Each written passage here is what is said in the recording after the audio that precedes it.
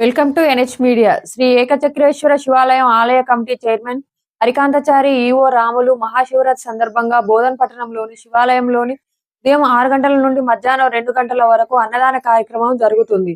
తర్వాత సాయంత్రం 3 గంటలకు రథయాత్ర ఉత్సవం ప్రారంభించడం జరుగుతుంది. శివరాత్రి పండగ పర్వదిన సందర్భంగా భక్తులు అధిక సంఖ్యలో వచ్చి శివుణ్ణి దర్శించుకోవడం మరియు అధిక సంఖ్యలో భక్తులు పాల్గొన్నారు. అలాగే 3 గంటలకు సాయంత్రం రథోత్సవ కార్యక్రమంలో పాల్గొని భక్తులు ఇట్టి కార్యక్రమం జయప్రదం చేయగలరని ఆలయ committee chairman Harikanthachari, EO Ramulu మరియు దేవాదాయ ధర్మాదాయ శాఖ కమిటీ సభ్యులు ఈ కార్యక్రమం జయప్రదం చేయాలని, అందరూ ఈ కార్యక్రమంలో పాల్గొనాలని, భగవంతుని ఆశీస్సులు అందరిపై ఉండాలని అన్నారు.